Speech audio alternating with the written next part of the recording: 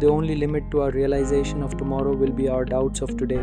यह विचार हमें याद दिलाता है कि मुश्किल समय में भी हमारी मोटिवेशन कितनी ज़रूरी है। जब हम चुनौतियों का सामना करते हैं तो मोटिवेशन न केवल हमें आगे बढ़ने में मदद करती है, बल्कि यह हमें हमारे लक्ष्यों को पूरी तरह से हासिल करने के लिए प्रेरित करती है। जब हम अपने जीवन में कठिनाइयों का सामना करते हैं, जैसे कि असफलताएं या नकारात्मकता, तब हमारी मोटिवेशन अक्सर कम हो जाती है।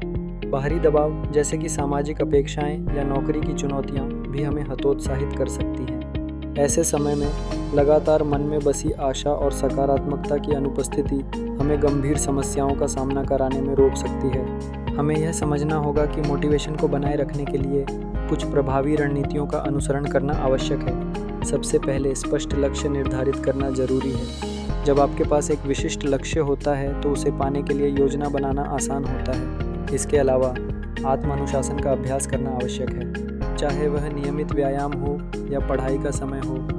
अनुशासन से हम अपनी इच्छा शक्ति को मजबूत कर सकते हैं। साथ ही सकारात्मक व्यक्तियों के साथ समय बिताना भी मोटिवेशन को बढ़ाने में सहायक है।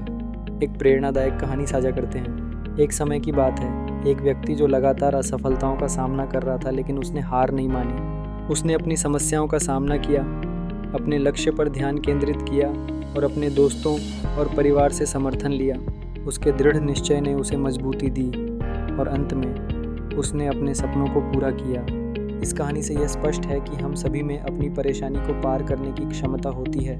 आखिर में यह कहना है कि मुश्किल समय में मोटिवेटेड रहना बहुत महत्वपूर्ण है। हमें अपने लक्ष्यों को हासिल करने के लिए दृढ़ रहना चाहिए और अपने मन में सकारात्मकता बनाए रखनी चाहिए।